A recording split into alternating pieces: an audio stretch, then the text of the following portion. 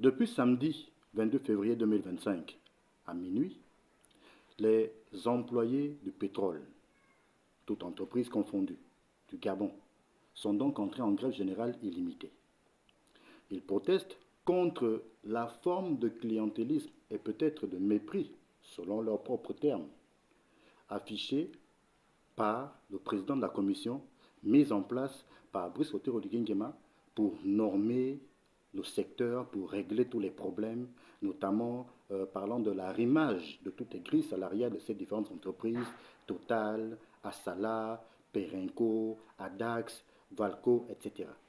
Et il proteste également contre une forme de complicité tacite ou active de l'Organisation nationale des emplois du pétrole, ONEP, structure syndicale à laquelle ils sont tous affiliés.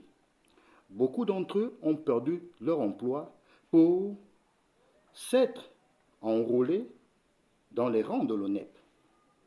Beaucoup sont morts sans avoir obtenu gain de cause. Là-dedans, vous avez notamment des employés de Perenco, les rescapés de la dernière catastrophe survenue dans l'une des plateformes de cette entreprise, des rescapés qui n'ont jusqu'à présent pas été dédommagés à juste titre. Les Gabonais morts dans cette catastrophe ont été enterrés tels de vulgaires indigents, le seul à avoir bénéficié de toute l'attention due en pareille circonstance, ce n'est que le sujet expatrié, sujet français en l'occurrence. Voilà donc les raisons pour lesquelles ces employés du pétrole sont montés au créneau pour dire trop, c'est trop. Et on apprend que certaines entreprises pétrolières menaceraient de remplacer les employés grévistes sur site. C'est-à-dire que tous les employés qui sont donc entrés en grève seraient donc remplacés par d'autres de leurs collègues qui ne seraient pas en grève. Une manière simplement de vouloir tuer l'affaire dans l'œuf.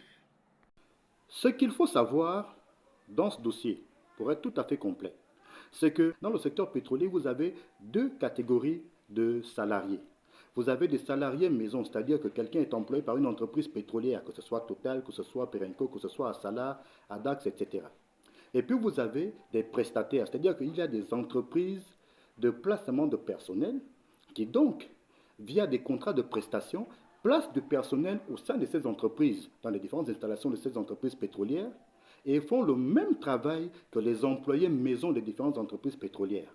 Or, le Code du travail gabonais stipule que, autant pour un employé maison que pour un prestataire, à travail égal, salaire égal. La loi 20 existe et elle est en vigueur depuis des années au Gabon. La loi 20 dit notamment que quand on est mis à disposition par une entreprise de prestation au sein d'une entreprise pétrolière, au bout de 2 ans, on doit bénéficier des mêmes avantages que l'employé maison. Selon la loi 20, après 2 ans, un employé mis à disposition par une entreprise de prestation doit basculer dans l'entreprise mère et bénéficier des mêmes avantages que ses collègues qu'il a donc trouvés dans la boîte. La loi 20 qui a notamment été appliquée en 2007 et puis bon après chacun s'est dit que on n'allait plus appliquer cette loi, d'où aujourd'hui les problèmes survenus et les problèmes qu'a décidé de régler le président de transition. Mais voilà que la commission mise en place ne fait pas le travail qu'elle est censée faire et on se retrouve dans une situation où les emplois ont décidé d'entrer en grève générale illimitée. Dans les émoluments versés mensuellement à ces différents prestataires, une bonne partie, sinon la majeure partie du salaire qu'ils doivent percevoir est prélevée, une partie allant notamment dans les poches de l'entreprise de prestation qui, elle, pourtant, dans son contrat de prestation, est déjà payée par l'entreprise. Elle se trouve donc à gagner doublement. Non seulement il y a la prestation qui est payée par l'entreprise qui sollicite une prestation, mais il y a également que dans le salaire même de l'agent mis en prestation, on va encore prendre là-dedans une bonne partie, si bien que ce dernier ne rentre pas dans ses fonds. Ce sont ces disparités-là que l'État gabonais avait donc décidé de normer. Sauf que, quand l'État gabonais prend cette décision, seules 2 entreprises se sont amendées, tout le reste ont décidé de faire la sourde oreille. Et comme malheureusement l'État gabonais sait prendre de très bons textes de loi, mais ne sait pas suivre leur applicabilité sur le terrain, la situation est demeurée en l'état. Quand Brice Otero Nguema prend le pouvoir, il décide de tout normer, notamment le secteur pétrolier. Il va donc mettre en place une commission à la tête de laquelle il va placer Arnaud Calixte Nganji, le même ancien employé du pétrole et notamment ancien ministre de la République sous Ali Bongo. Ce dernier somme donc les différentes entreprises de procéder à des simulations de grilles salariales. Chaque entreprise fait donc un travail et envoie les conclusions à la commission qui, elle, va procéder à l'harmonisation de tout cela et transmettre les conclusions de ce travail à qui le droit. Sauf que toutes les entreprises n'ont pas travaillé au même rythme, si bien que certaines entreprises sont en retard.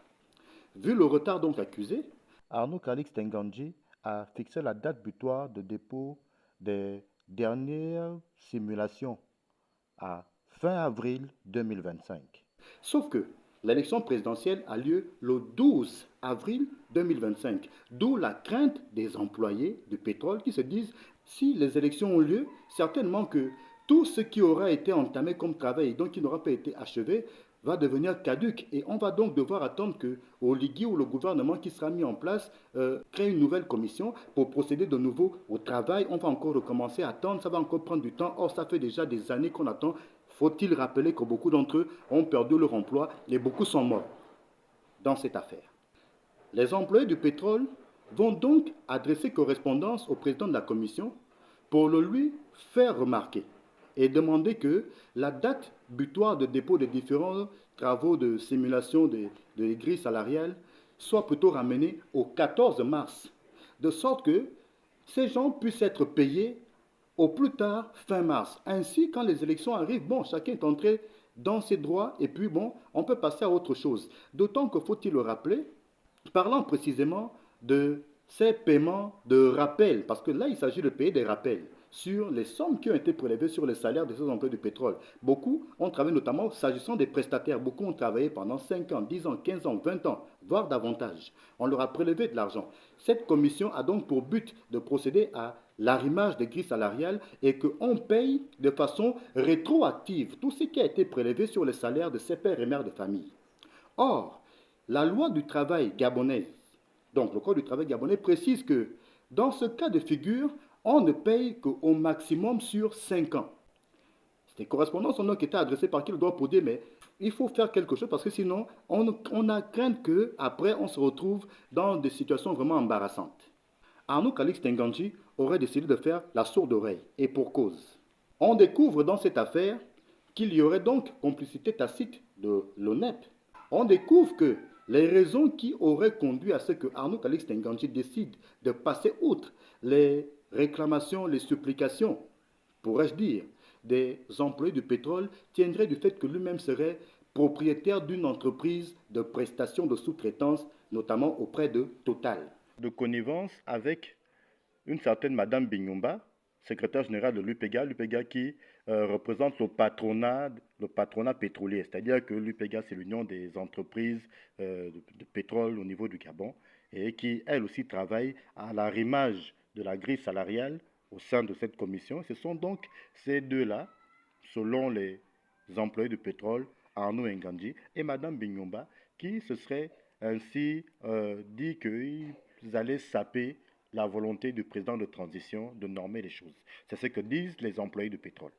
Et donc, sachant bien que, puisqu'il faut payer la rétroactivité de toutes les sommes dues aux différents agents, notamment des prestataires, tout ce qui leur est dû, donc eux-mêmes se retrouveraient concernés et devraient donc payer ces émoluments, d'où leur crainte de se voir eux-mêmes épinglés, ce qui expliquerait qu'ils jouent volte-face pour que le dossier n'aille pas au bout, sachant bien qu'une fois l'élection présidentielle passée, le dossier deviendrait caduc. D'où la colère des employés du pétrole qui, las de se voir ainsi ballottés, ont donc décidé de monter au créneau et de tout paralyser, donc une grève générale illimitée jusqu'à satisfaction globale de leurs revendications. Ce sont les consommateurs gabonais qui risquent de trinquer au plus fort parce que pas de carburant dans les stations-service, pas de gaz butane. Comment on fait en pleine période électorale? Le président de transition est donc de nouveau interpellé, à lui donc de faire ce qu'il faut pour que les employés du pétrole reçoivent l'argent qui leur est dû et qu'on puisse passer à autre chose. Très bien, on avance.